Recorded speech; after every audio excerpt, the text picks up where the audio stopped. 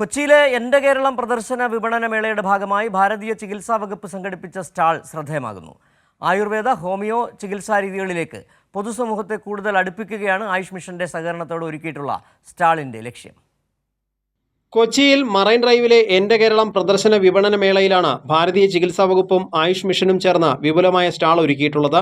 ജില്ലയിൽ ഭാരതീയ ചികിത്സാ വകുപ്പിന്റെ വിവിധ ചികിത്സാ പദ്ധതികളുടെ വിശദാംശങ്ങൾ പൊതുജനങ്ങളിലേക്ക് എത്തിക്കുകയാണ് പ്രദർശനത്തിലൂടെ ലക്ഷ്യമിടുന്നതെന്ന് ആയുഷ് വകുപ്പ് ജില്ലാ പ്രോഗ്രാം മാനേജർ ഡോക്ടർ ജയകൃഷ്ണൻ പറഞ്ഞു. ഭാരതീയ ചികിത്സാ വകുപ്പിന്റെയും അതുപോലെ ഹോമിയോപ്പതി ഡിപ്പാർട്ട്മെന്റിന്റെയും സേവനങ്ങൾ പൊതുജനങ്ങളെ പരിചയപ്പെടുത്തുന്നതിനായിട്ടാണ് സെറ്റ് ചെയ്തിരിക്കുന്നത്. അതിൽ തന്നെ ഭാരതീയ ചികിത്സാ വകുപ്പിൽ ആഭാര രജിസ്ട്രേഷൻ ഈ ഹോസ്പിറ്റലിനെ പരിചയപ്പെടുത്തുന്നുണ്ട്.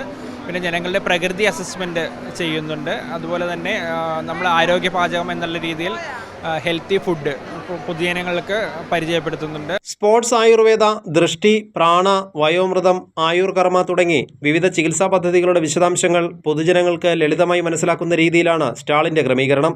ആയുർവേദ ആഹാര പ്രദർശനവും ഔഷധ സസ്യ പ്രദർശനവും കൂടാതെ ജനങ്ങൾക്ക് കൂടുതൽ അവബോധമുണ്ടാക്കുന്ന ആയുർവേദ സെമിനാറുകളും എൻ്റെ കേരളം വേദിയിൽ നടത്തുന്നുണ്ടെന്ന് നോഡൽ ഓഫീസർ ഡോക്ടർ മഞ്ജു പറഞ്ഞു.